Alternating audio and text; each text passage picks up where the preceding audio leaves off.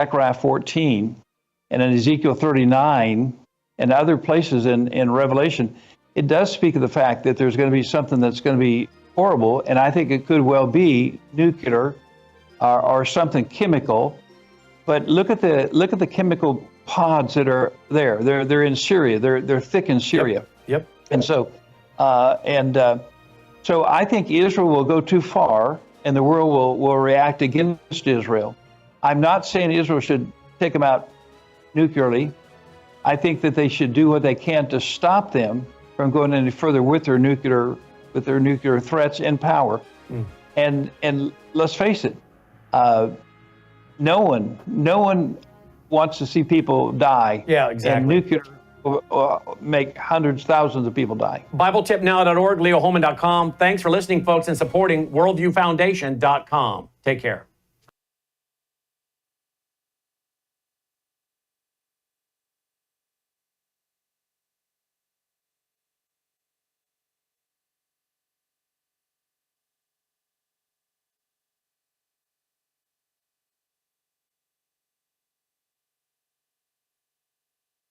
You're watching Worldview 2, built on the 35 years of Worldview books, documentaries, research, high-profile interviews, and the radio and television broadcasts of Brannon House. Colonel Rob Maness has a lifelong record of providing dedicated service to this nation. Having worked his way up from the enlisted ranks to full colonel, he served our country for more than 32 years. He has served as a bomber squadron commander, bomb disposal technician, Joint Chiefs of Staff Operations Officer, assisted the National Security Team with the campaign plan for the global war on terrorism. He authored the first theater nuclear war plan and served as the Vice Commander of America's largest airborne intelligence wing. Colonel Rob Maness is a true American hero.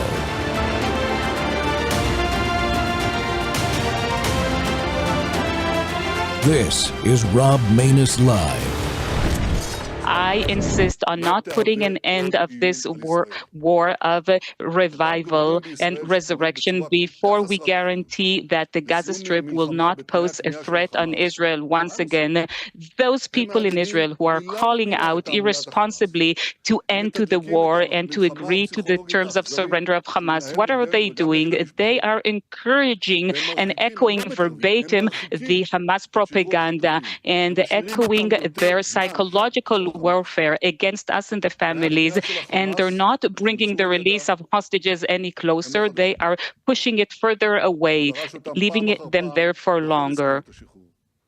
The terms suggested by Hamas are not new. They have demanded these surrender terms time and again in all of their negotiations. But which Israeli responsible leader could accept such terms after October 7th?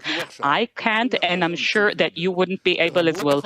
Those who are asking us, who are calling us to surrender to the demands of Hamas, they say, you need to leave now, you need to cheat Hamas, promise that you won't resume the fighting, and after they give back all the hostages, Hamas, you can resume the war. The greatest absurdity is that they are saying that on TV studios out in the open while Hamas is watching them.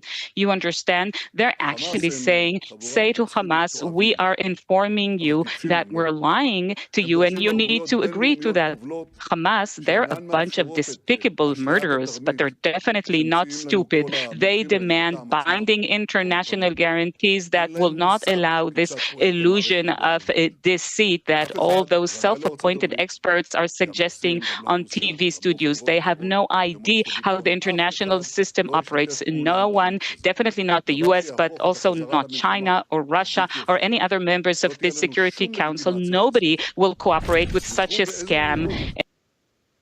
Israel's war against Iran's proxy Hamas is continuing. Welcome to our More War Monday update. It's been a while since we've specifically devoted a show to the Israel-Hamas war. The Rob Maness Show is live on Worldview Tube. Our X-Basis simulcast are Rumble, YouTube, Truth Social Plus, Amazon Fire Now, Apple TV, and Roku. Well, on this Easter Monday, we see that Hamas continues to refuse to release hostages to the surprise of no one that is a normal human being. Prime Minister Netanyahu is right to continue prioritizing Israel's vital national interest and to refuse to cease hostilities. Why should we expect the Israelis to stop until Hamas is no longer a threat? We would not accept that type of continued threat here in the United States for 1 second. We would either destroy them no matter how long it took, or they would unconditionally surrender in the midst of that destruction. Other news, Pope Francis died this morning, so this is a good time to remind everybody he was absolutely wrong for promoting the false genocide blood libel against the Jewish state and its people. Israel only targets Hamas terrorists, not their human shields. By shifting the blame to Israel, the Pope encouraged Hamas to continue using the civilians of Gaza as human shields. That's just wrong. Hamas and Iran started this war, not Israel.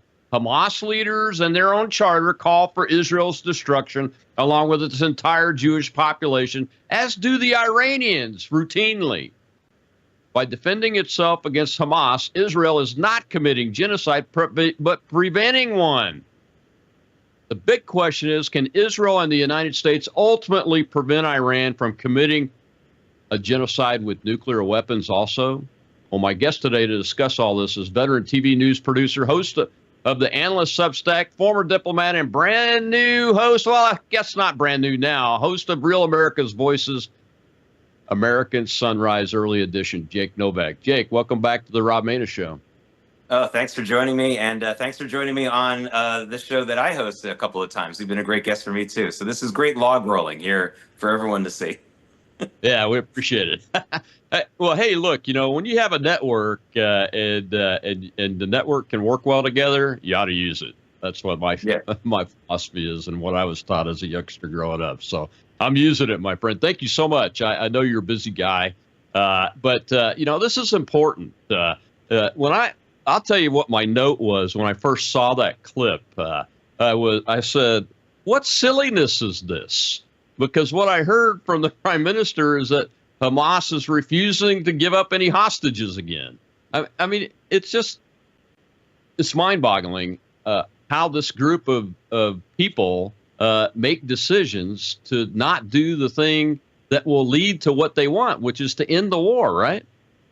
Yeah, I mean, what you're seeing, what the prime minister was pushing back on in that soundbite is, look, after October 7th and for several months after, predictably, the Israeli people unified in their efforts to push back on Hamas after this atrocity. What's happened in the last few months is the inevitable the inevitable result of the length of this war has reignited these people in Israel who absolutely oppose Netanyahu on any circumstance whatsoever. They had to sort of crawl in a hole for a while after October 7th because it just wasn't going to fly. They would have been really resented by the Israeli public had they continued their anti-Netanyahu campaign. And, you know, everything that you see with the never-Trumpers and the insane Trump deranged people here in the United States, those who oppose everything he says, even if he says 2 + 2 = 4, is exactly what's been happening in Israel, even actually for a longer time, against Netanyahu. And you can love or hate Netanyahu, but there are some people who hate him so much that they can't see common sense. So that's one thing that's going on. But when it comes to talking about this war only in the context of getting the hostages back, that's another real mistake that people are making, including well-meaning people. Israel is fighting this war against Hamas not to get the hostages back, although that is obviously one of the major goals. Israel is fighting this war because on October 7th, 2023, well over 1,000 Israelis were massacred in a massive attack by Hamas. And the Israeli army the Israeli government must destroy Hamas so that can never happen again. It's not just about getting the hostages back. That's not the whole point. The point is Hamas acted the worst massacre of Jews since the Holocaust. It caused massive damage, tremendous atrocities, and they cannot be allowed to continue to exist unless they unless they lay down their arms and sign some kind of peace deal, which they'll never do. But hey, if they want to do that, they can do that. They can do that, and hopefully it'll be reliable. But that's not going to happen. So that's why the war is going on. It's not about just getting the hostages back. And I think a lot of people have lost that focus. That's really not what's the only thing going on here. Yeah, I mean, it's just weird because essentially, and the prime minister said this, I think, in his speech, is that you're asking Israel to capitulate to Hamas, to surrender. essentially, because it's their terms that they've been using all along, that they are trying to use. And now they're up against the wall, right? Their backs are against the wall. They have to be. So they're trying to do everything they can, they say, to get the war over so that they have some element of their organization that can survive and regenerate itself or reconstitute itself so they can attack Israel again. It just absolutely makes no sense to me, Jake. I mean, who are these people in Israel that want to surrender? Well, the same they are. Yeah, I mean, there's there's a deep state in Israel too, and there's an establishment Israel as well, one that has been shrinking over time. They had a 100% control of the government until the late 1970s, when Menachem Begin became the prime minister. They lost some of their control then, but they still had the majority of control over the government. And what they don't like is that Benjamin Netanyahu is not one of them. He's been prime minister for longer than any other prime minister, but he's still, in a funny way, not the establishment, because the other institutions in Israel that are not under the prime minister's control, most notably the Supreme Court, have continued to buck the trend to forget about just Netanyahu, but what the majority of the Israeli voters have wanted for a long time. They've been successful in avoiding what the voters want. I think the overwhelming majority of Israelis want, by creating a cult of personality hatred of Benjamin Netanyahu. Does that sound familiar? This is exactly what so many people in the United States are doing. There are so many things that I say every day on my show. They can't be making it this easy for Donald Trump with so many of these issues that they're on the wrong side of, whether it's putting boys in girls' locker rooms, supporting Trendy or Aragua not being deported, all those kinds of things. But because there's so many people who personally hate Donald Trump, there's a significant portion of the American population that is willing to be anti-common sense on some of these most essential issues. Well, Colonel, the same thing is true in Israel. There's a significant portion of the population in Israel that dislikes Netanyahu so much that they're willing to lose their focus about the hostages, about what they're up against. And, at least there's some good news going on, because since March 2nd, Israel has with the support. For those of you watching and wondering, well, what's the difference between Biden and Trump being in office and how this war has gone on? Well, I can tell you it's pretty significant, because on March 2nd, with the support of the Trump administration, Israel stopped allowing all this aid to go into Gaza, which everybody knew 100% of which Hamas was stealing and selling to the people of Gaza to fund their activities. Well, since March 2nd, that's been out of business, and Hamas is absolutely out of money right now, which is why it's got to be really frustrating for Prime Minister Netanyahu to see so many Israelis calling for capitulation just as Hamas is out of money, just as they are absolutely on their last legs. This is no time to be cutting a phony deal with the group that, and by the way, and Hamas keeps bailing out Netanyahu as far as some of this pressure is from these crazy people in Israel, because they're not releasing the hostages under any circumstances. Yeah. So it's almost like they're frustrated. They're attacking Netanyahu because honestly, they know Hamas won't listen and they need to attack someone. That's kind of something we're used to. Yeah, it is, and it's something that should be familiar to those that have studied history, especially 20th century history. The German Nazis were very, very similar to that during the last parts of their existence. The Japanese Empire was like that. On the hostages, I just want to take the opportunity to mention this young hostage, Eden Alexander, who's an American. In a story I read that said that Hamas said that they don't know his status because the guard that was watching him has been found dead. Is there any update on any of that you've heard about in the last 24 hours or so? No, I mean, it's still no update there. And of course, a lot of people have been saying his name lately because we've seen so many elected officials in the United States going over to El Salvador, shilling for deported MS-13 members or wife beaters or whatever you want to talk about them, and not ever saying anything about people like Eden Alexander, who's a U.S. citizen. So that's one of the reasons why his name has been brought out to the forefront again. But but listen, there's tremendous compassion, at least in my heart, and I'm sure many, just everyone watching, for the families of these hostages, whether they're still alive or not, where they are exactly. We get that. But we also have to understand that those families don't get to dictate how this war is fought. And as I said before, The war is not about getting the hostages back. That is not what this war is about. The war is about Israel needing to defeat Hamas, period.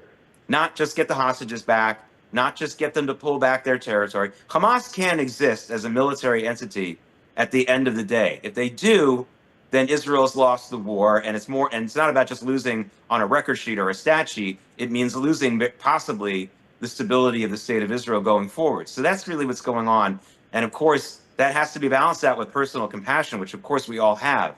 But if it comes down to getting a release of the hostages and the other choice is letting Hamas live on as a military entity, then I'm sorry, we have to choose from column B. We must destroy Hamas as a military entity. They can still have their clubs and their ladies auxiliary at Harvard and Columbia, but they can't be a military entity at the end of the day. Israel can't allow that. Or a governing body. They cannot be the government. That's what's led to this mess. We got to take a break, Jake. When we come back, though, we'll talk about why I said in the opening, what Israel is trying to do and the United States is helping is try to prevent a genocide. And the late Pope, had it absolutely wrong. We'll hear from somebody about that in the opening video in the next segment. I'll be right back with Jake Novak of Real America's Voice.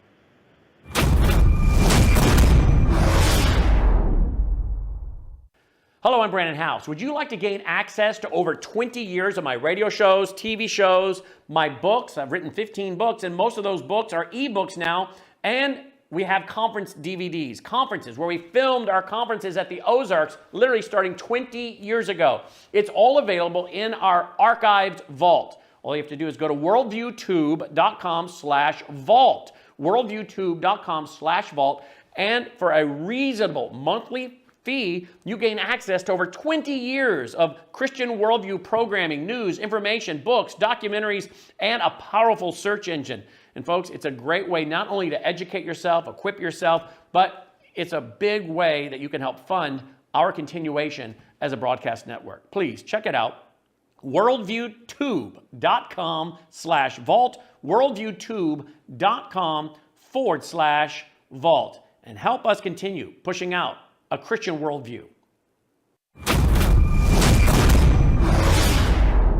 What do you make of what the Pope is saying, calling Israel, the Israeli actions in Gaza, potentially genocide? Pope Francis just needs to look up the definition of the word genocide, which is the intentional wiping out of an entire race or group of people. What the IDF and Israel is trying to do is to find the hostages, release them, take out the Hamas leaders, and end the war. Every Islamic terrorist group, extremist group, pose a threat to us here in America. They pose a threat to Christians, to Americans, to democracy, to our way of life. And the Jewish people currently in Israel are sacrificing their sons and daughters to save their country, but to save us too. So it's time for every American, and in particular Christians, to stand up and make sure our representatives know they have to help Israel end this now.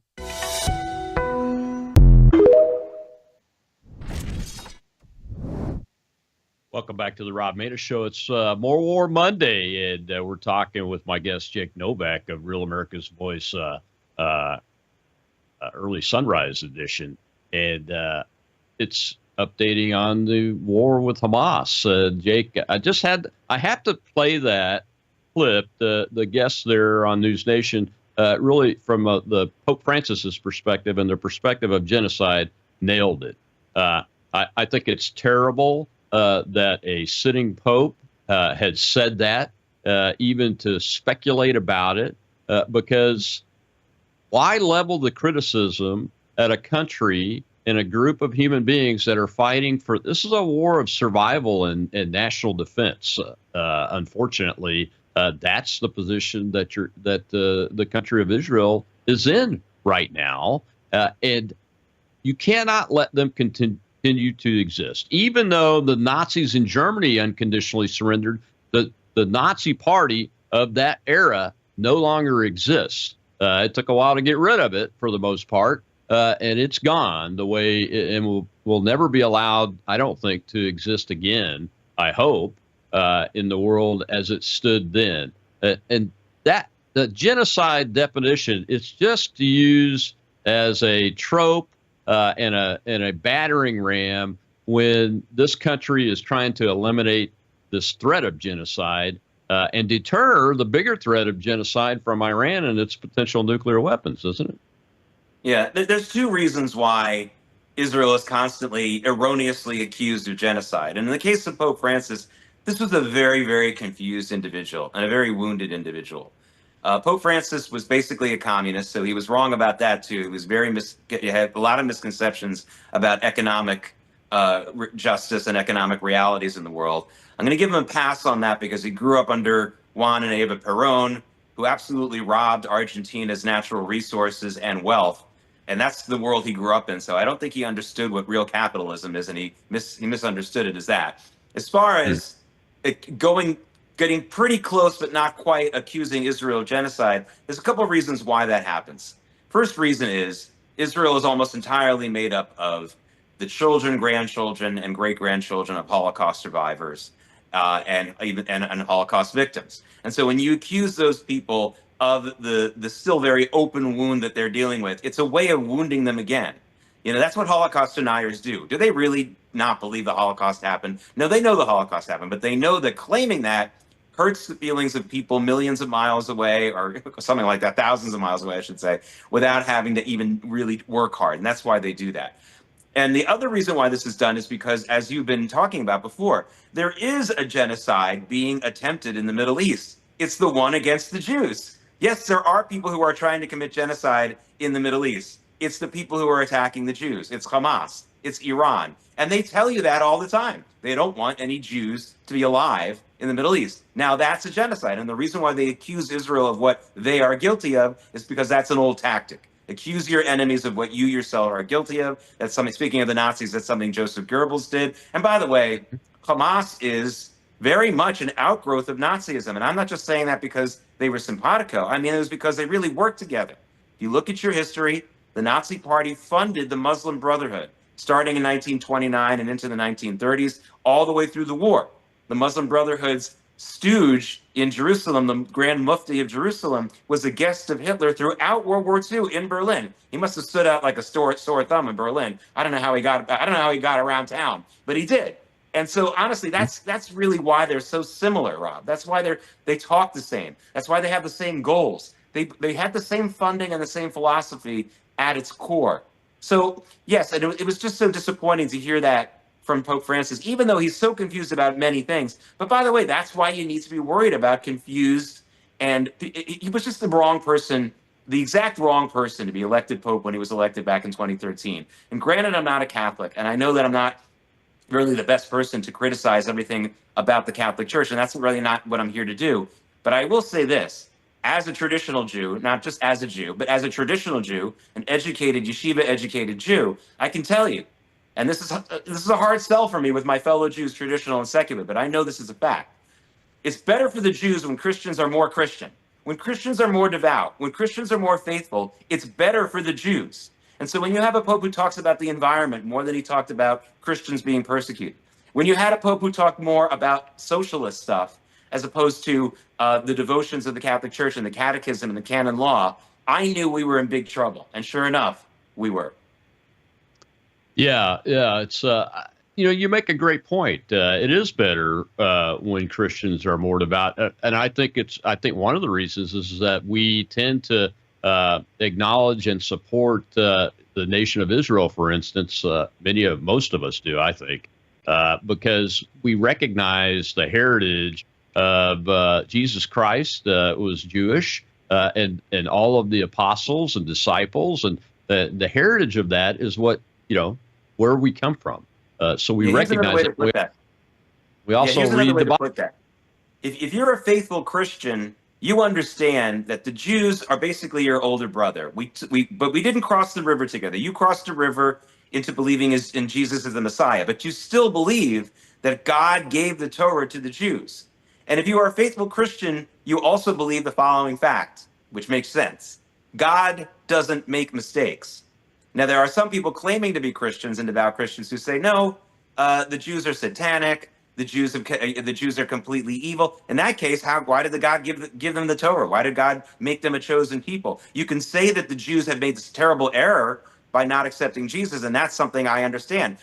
Otherwise, don't be a Christian. I don't want to hear from Christians who don't believe in their own belief system either. So, I mean, I wouldn't trust you if you said, "Hey, you're just like." No, that's not it. I understand that we have a disagreement, but we are brothers in the fact that we both believe in the divine origins of the Bible, and that God gave that Bible to the Jews. If you're a devout Christian, how can you say God made a mistake? That doesn't make any sense. So that's one of the biggest reasons why when I see Christians who are being more devout, becoming more close to their own teachings, I know that's going to be a good place for the Jews or a good person to be with as a Jew. And that's really important. A lot of Jews don't understand that, whether even religious Jews don't understand that, although they're tending to understand that more these days, I'm happy to say. Yeah, that's good news. Another thing I think about is that Jesus, the house of David, is an extension of the Jewish people being the chosen people. So God has never stepped away from that decision when he did that. Yes, I said he because he's a he. For goodness sake, people. I heard that the Aslan's voice is going to be female in the next Narnia thing, and push back against that. But anyway, so there's that. The other thing about this genocide thing, look, when and war crimes, I want to add that into this too, because they're both war crime. It's a war crime. When you see a country like Israel with a professional armed forces that's in a war of self-defense, responding to this Holocaust-like activity, these atrocities from October 7th, 2023, and their forces do something like kill people that really were medics and fire department people, which is what happened a few weeks ago. And then they willingly, without being forced to do so, implement not just a criminal investigation or a safety investigation, but a criminal investigation using the Military Judge Advocate General's office. And reports just out from that incident where a lot of people were hurt and injured and killed by Israeli forces that shouldn't have been targeted. Now, that report says mistakes were made and that people are being held accountable. A commander's been dismissed. A deputy commander's been dismissed. And the JAG is saying they're furthering the investigation to possibly bring criminal charges. I mean, a country that's committing genocide doesn't do that. The Nazis in Germany never once said, "Oh, we're going to investigate you for war crimes." The whole country was a war crime, and that's the way I see Hamas too. The whole organization, the government, the whole thing is just a war crime scene. But here is the state of Israel under the gun, so to speak, for its survival, and it still has the character and ethical behavior of a nation that wants to be treated like everybody else and takes the right actions to do that, in my opinion. Yeah, listen, a lot of times because the only debate about Israel that gets into the public square is whether or not it should exist, people like me get accused of, "Oh, you never say anything bad about Israel. You never heard anything critical to say." It's like, well, the only thing we're debating is whether they get to live or die. Yeah, I'm not going to say anything bad about them. Within Israel and within other groups and very public forums too, I'm very critical of a lot of things going on in Israel. But yes, the conduct of the Israeli army, and sadly, there's not a lot of other armed forces to really compare this to. I would say really the United States is the only one in history. But when you compare it to today's history and the history of the world, you're talking about actually the most moral army in the history of the world. This is a nation in the state of Israel that's had a military powerful enough to wipe out its enemies with a snap of its finger for basically 50 years now. And they don't do it because they know that that would cause too much civilian death and too much destruction of property.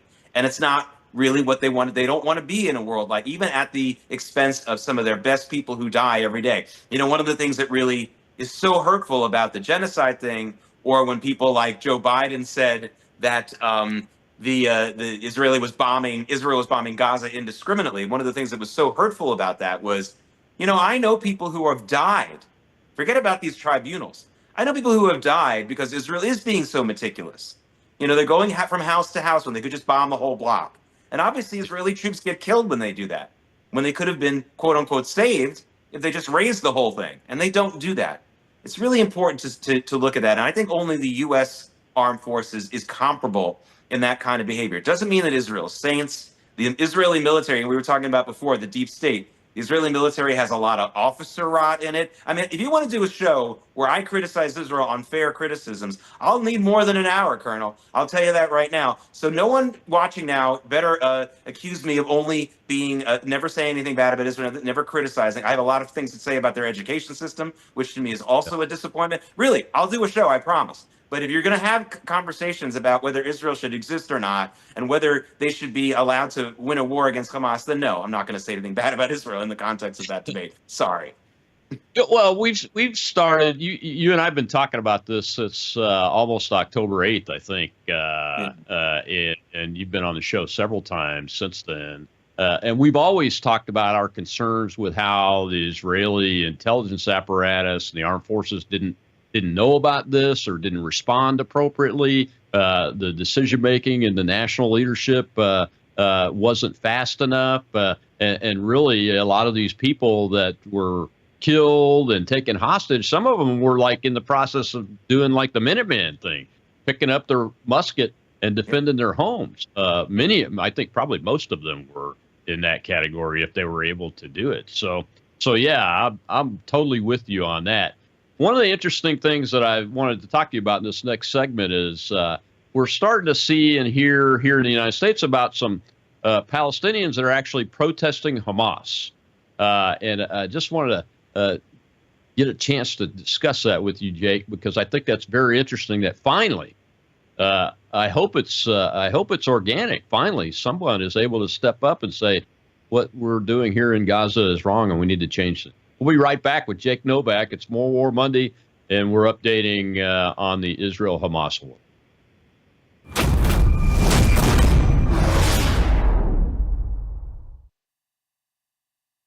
But with Brandon, it's always cutting edge stuff happening in the world, and it's not just from the political angle, because you can get that on other platforms, but it's always from the biblical angle. So you're dealing with a guy that loves Jesus, you're dealing with a guy that's very intelligent, you're dealing with a guy that is cutting edge conservatism, and you're dealing with a guy that wants to be biblical all at the same time.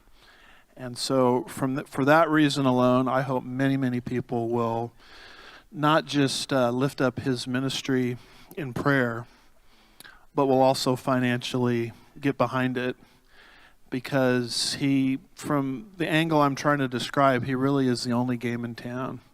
And we desperately need it in these last days. Can I get an amen to that?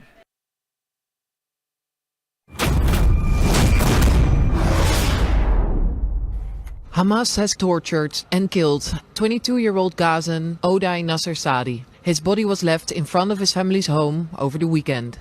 He was one of the leaders of the anti-Hamas protest movement in Gaza, which has gained momentum over the last week, with masses taken to the streets to protest the terror group.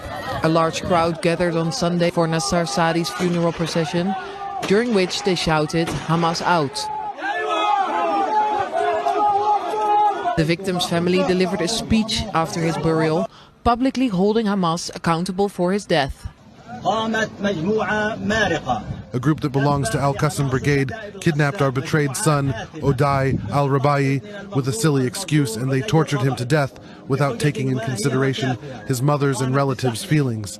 They betrayed him and killed him, thus we shall hit with an iron fist. Those oppressors and criminals that took this Muslim and killed him unjustly. Odai Nasser Sadi is not the only one. 6 others who were accused of collaborating with Israel were executed on Friday by Hamas. The pressure has been mounting on Hamas not only from resistance within, but also by the IDF's resumption of the war. But despite reports of a willingness to continue talks to secure a ceasefire, an Israeli official has stated large gaps remain between Israel and the terror group. Hamas has vowed to not disarm while the Israeli, quote, occupation exists. It is impossible for us to accept humiliation and disgrace for our people. There will be no displacement or deportation. As for the weapons of the resistance, they are a red line and are linked to the existence of the occupation and the establishment of the independent Palestinian state. If the occupation continues, arms will remain for the people and the state, protecting their capabilities and rights. And so, with every passing day, the reality on the ground becomes more dangerous, not only for the 59 remaining hostages, but also for those who seek a future for Gaza without Hamas.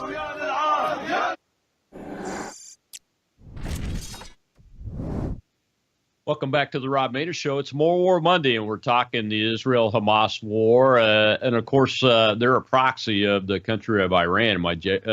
My host, or my guest today is Jake Novak. Jake, welcome back. I just wanted to spend a little bit of time since we have the opportunity, and now we've seen real opposition to Hamas spring up by the citizens. I noticed the young man that was killed was 22 years old.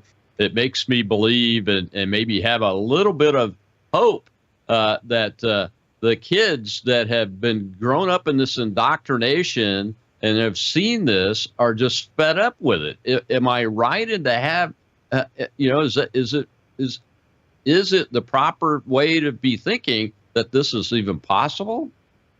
Well, I'm not going to pour too much cold water on this, but because I consider that group to be preferable to Hamas. But from what I understand, a lot of this protest movement was funded and encouraged by the Palestinian Authority, which is really not much better than Hamas, but could be better than Hamas as time goes on. Now, what happened was the Palestinian Authority used to control both Gaza and the West Bank. They only control the West Bank now, although there are some Hamas terrorists really challenging them there as well.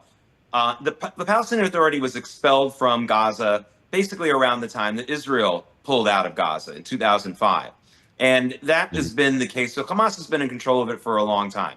That said, Colonel, though, clearly there are some people who are in that protest who weren't just interested in bringing back the old Palestinian Authority either. They were motivated by their hopes for real peace, and hopefully there'll be more of them. But it wasn't so I'm saying, yes, it was encouraging, but I just want everyone to understand this wasn't a completely organic, grassroots anti-Hamas movement. This was the Palestinian Authority finally feeling strong enough to put together these kinds of protests, which is also a good development, because if Hamas is weak enough that they can't stop these kinds of protests and they're killing somebody like this after the fact, that leads me to believe that they really are as weak as we think.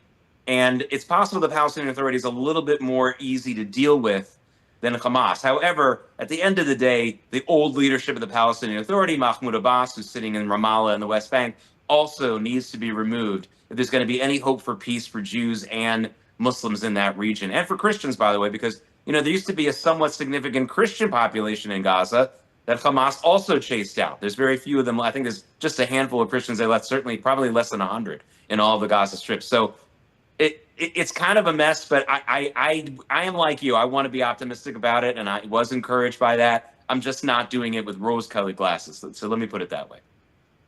Yeah, I'm the same way. I want to be realistic. I'm a realist by nature when it comes to formal foreign policy, national security policy anyway, which is why I believe in what Donald Trump's trying to do with his policy. It's a policy of realism.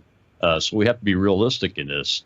Do you think that, and I have to ask this question considering the Doge effort and Elon Musk, but this is exactly like something that a USAID type organization would be funding or should be funding if it's against the enemies of the people of the United States.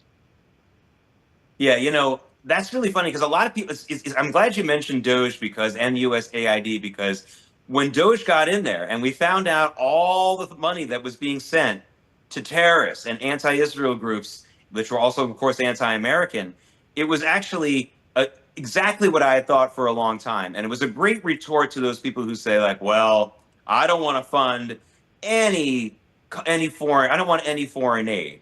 And a lot of people said, well, if you want to say that, you better be ready to see all that money going away from Israel. And then when you saw what the USAID was doing, I thought to myself, hey, fine, cut off all the aid. Israel comes out ahead there too, because the billions of dollars that were going to these anti-Israel groups and these terrorist groups actually was more than what Israel was getting. So fine, go for it.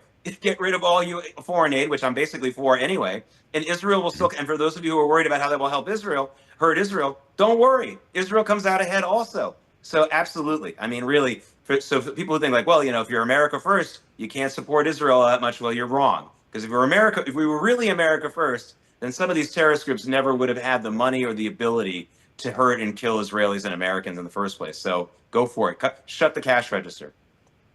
Yeah, I've always advocated for eliminating foreign aid going to our enemies for sure. When I look at the Israel aid thing, I don't think of it as aid. I think of it as the Congress has to approve foreign military sales, and we're not funding their sales. They're buying stuff from us, and so there's a nuance there that I think some people miss. When we're talking about a country, let's say in the old days, like I don't know, Venezuela even is a good one to pick, or Honduras or El Salvador. We were actually, you may have called it foreign military sales, but it was actually gifting stuff to those folks and money and those kind of things. So it's a little bit different in my mind. And if I'm wrong on that, somebody call me out, please. But I'm pretty sure I'm correct on it, the way that goes, because Israel's a wealthy country. They can afford to purchase things. Taiwan is very similar.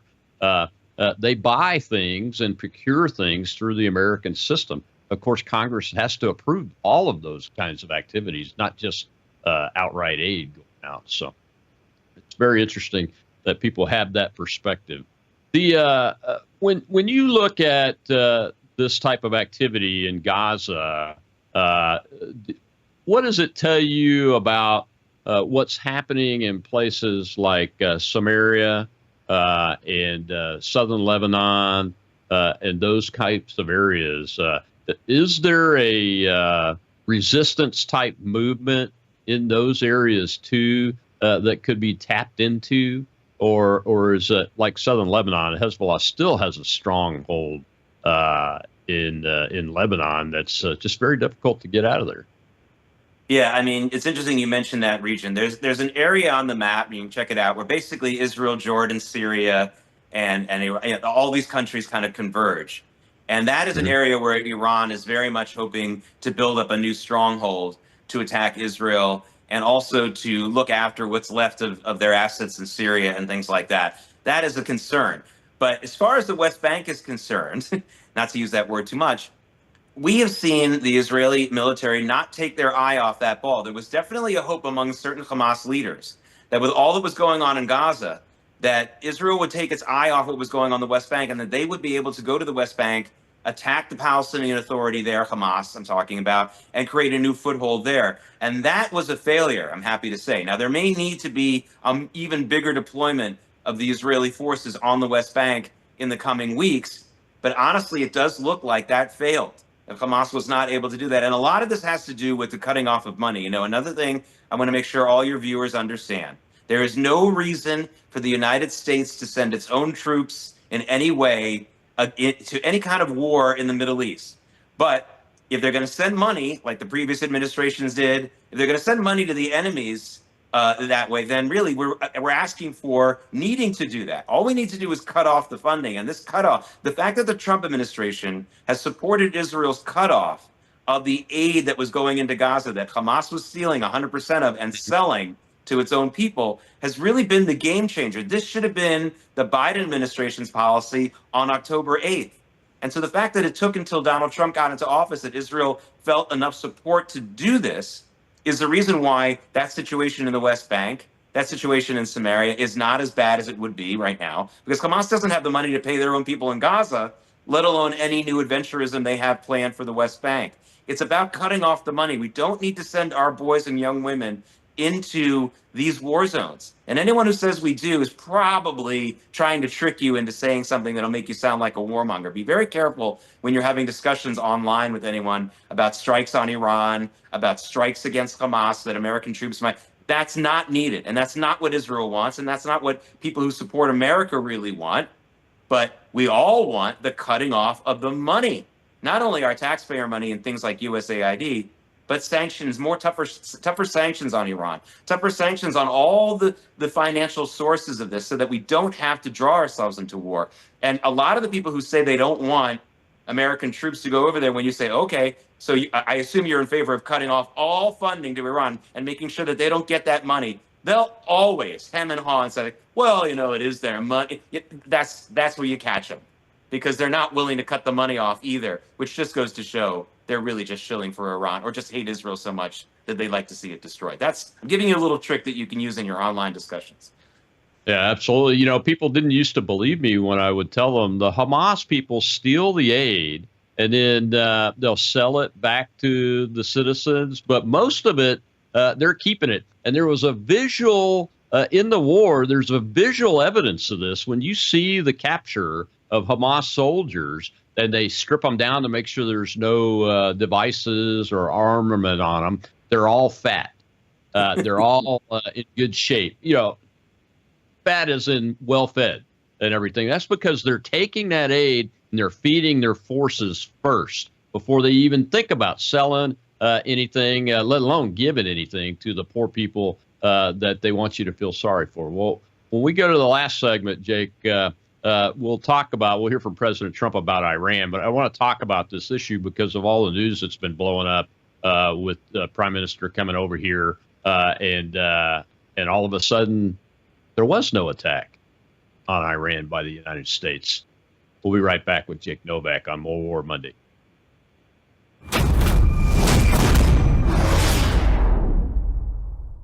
Hello, I'm Brandon House. I want to thank you for all your support at wvwfoundation.com that helps make possible pushing out 24/7 content for free.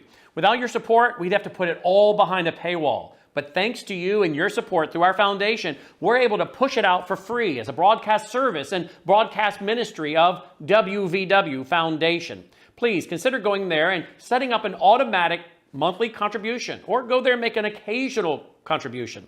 If you prefer to support us through the mail, you'll find our mailing address there at wvwfoundation.com. You can also call and make your contribution over the phone by calling 901-825-0652. That's 901-825-0652. Again, all these details are available at wvwfoundation.com. Thank you for your support as we try to help people around the world understand the times through the lens of a Christian worldview.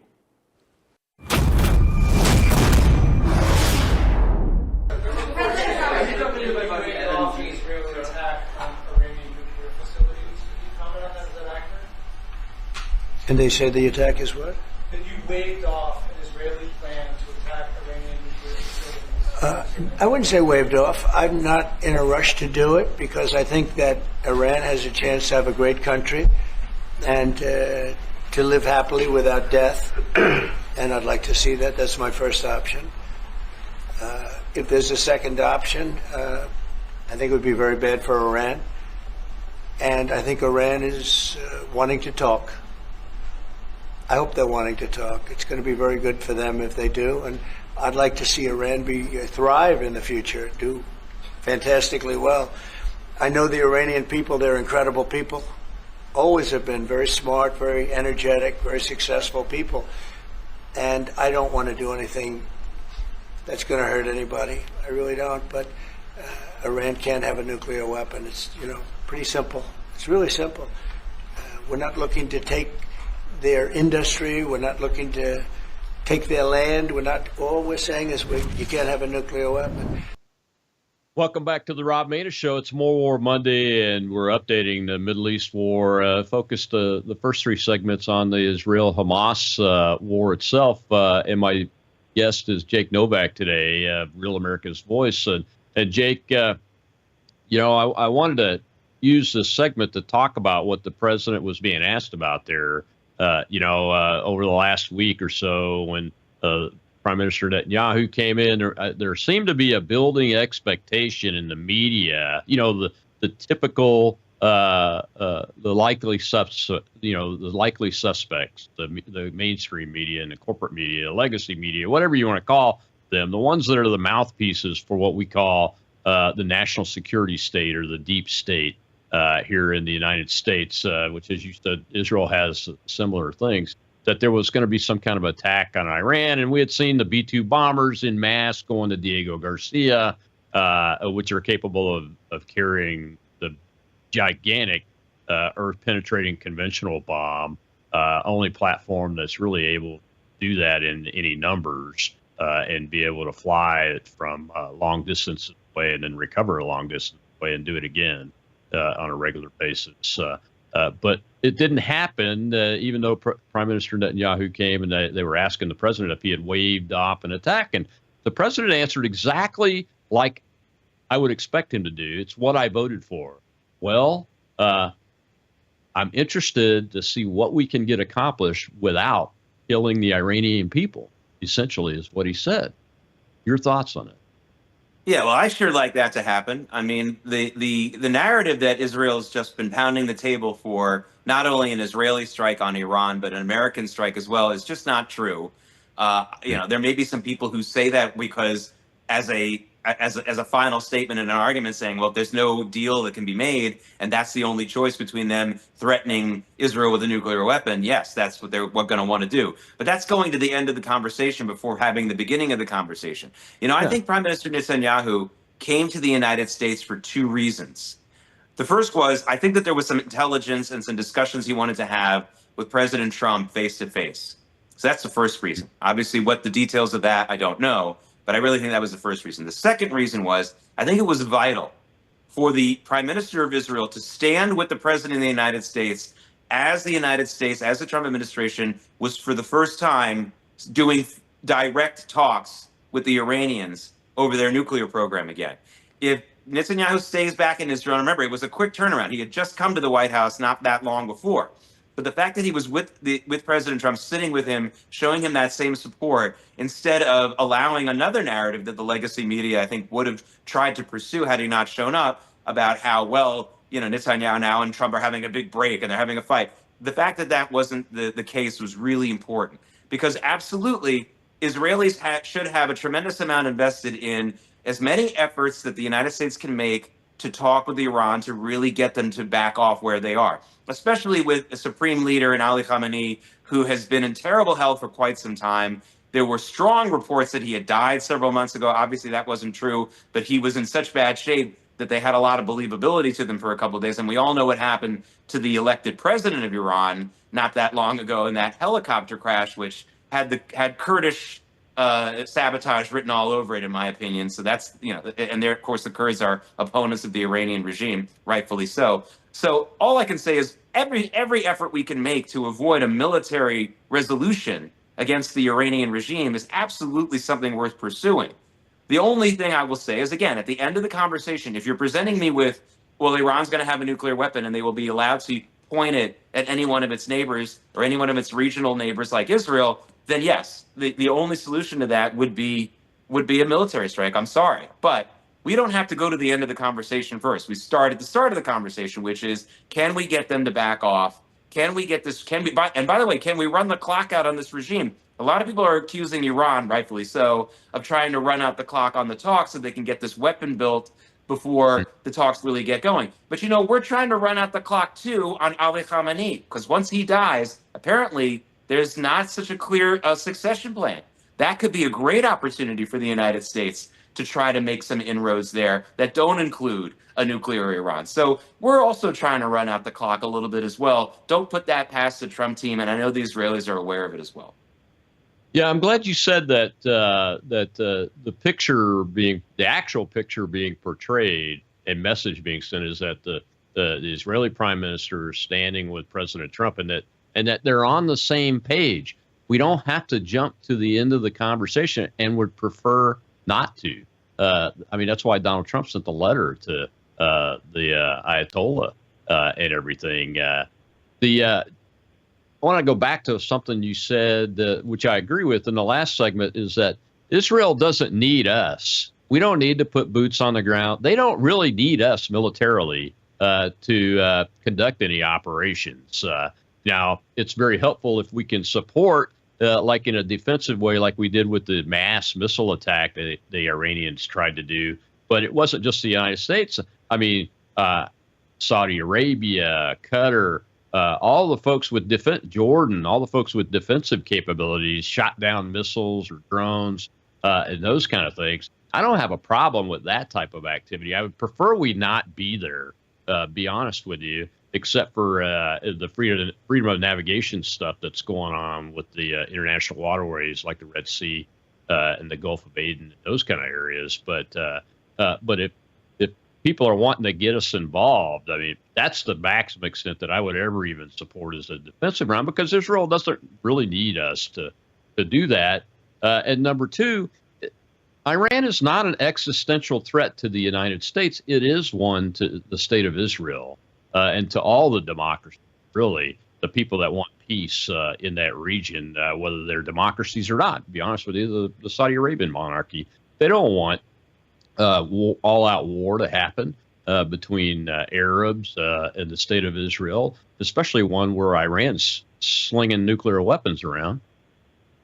Yeah, I mean, you're right that Israel doesn't need the United States military, actual troops and sailors and commandos or anything else like that, but it absolutely needs America's political support. We need presidents, in the world who are promoting our allies and promoting a pushback against, for lack of a better word, evil in the world, terrorism, all that kind of stuff. We always need presidents like that. And we've had presidents who have done that job with varying degrees of success. I think, for example, George W. Bush's heart was in the right place when he tried to communicate an anti-terror message. I think sometimes he had some hits and sometimes he had some misses in his messaging.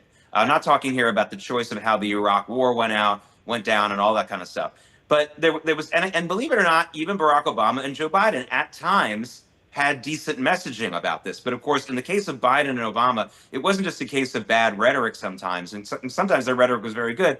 It was just they sent mixed messages. Then they would have someone like Joe Biden say things like, well, Israel is indiscriminately bombing Gaza, which is the opposite of what the truth is. And it really constitutes a blood libel. So, that's what Israel needs. They need a president like President Trump to keep reminding the world why we are allies, to keep reminding the world why we support Israel politically, to keep in mind why we've done the things like make sure that they get the proper loans and the proper fast tracking of weapons, to make sure that Israel and its technology and its scientists are allowed to work with our military here in the United States to develop weapons. Remember, the Iron Dome is a joint U.S.-Israeli project. It doesn't exist without both of those partners. The F-35, as it stands today, with all of its financial problems, I'm not talking about that, but the F-35's stealth capacities are what they are today because of U.S.-Israeli partnerships. We need a president who reminds the American public of that regularly and not leave it up to just the lobbyists, not leave it up to just people who are leaders in the evangelical or Jewish communities.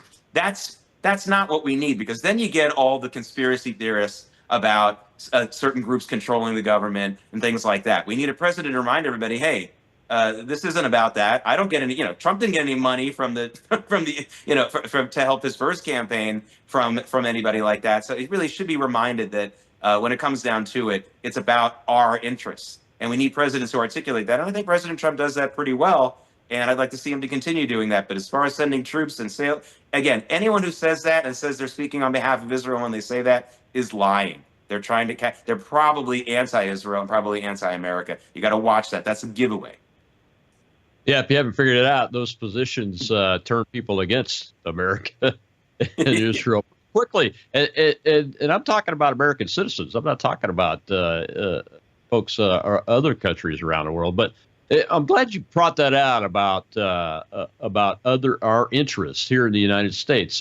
Yes, Israel is extremely important. As a Christian that believes that Israel is the chosen people, and as we talked about before, Christ comes from that chosen people, and there's a reason for that. God did it on purpose and wasn't wrong to do it. But the United States has national interests in the Middle East. Well, the number one is freedom of navigation, so that our cargo ships can freely navigate without being attacked by Iranian proxies like the Houthis and other peoples too. I mean, we took a role on that when we first became a international superpower under Teddy Roosevelt to ensure freedom of navigation on the seas. We've done it our entire life. I'm looking at a painting of the USS Constitution giving payment in iron to Tripoli because they were attacking our shipping off the coast of Tripoli. The Barbary pirates were. So that is a long-standing, vital national security interest. But our relationship with countries like Saudi Arabia and Jordan and Turkey and Iraq still to a degree, and Qatar, all of those, it's in our interest to see peace. And one of the reasons why we want to see peace is because we want those countries' people to, have children and be prosperous too in their own right. And not be dictated to how they raise their kids and their kids to grow up loving peace more than they love violence. And that's one of the reasons why the United States still has an interest there and why I think Trump was right to try this Abraham Accords deal. The Abraham Accords, I would.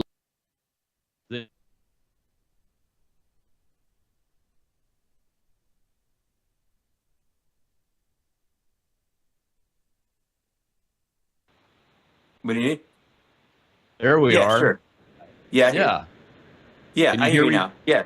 I hear you now. So I would like to see us go back to the Abraham Accords and continue that so that our interests with those countries are protected, but also Israel has the opportunity to develop their own communication channels and prosperity channels and economic channels and security collectively with those peace-loving countries in the Middle East. Well, Jake, I'm at the end of my time here, and unfortunately, and I appreciate you coming on.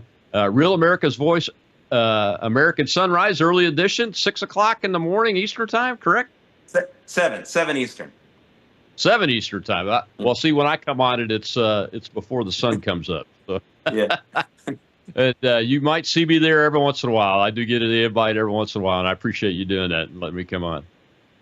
My pleasure. And thanks for giving me this forum as usual. And thanks to all your viewers. Really, really great to talk with all of you.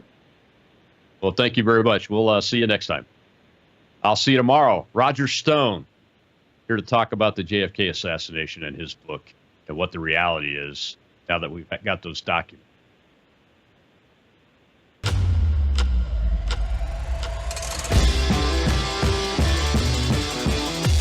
Hello, I'm Brandon.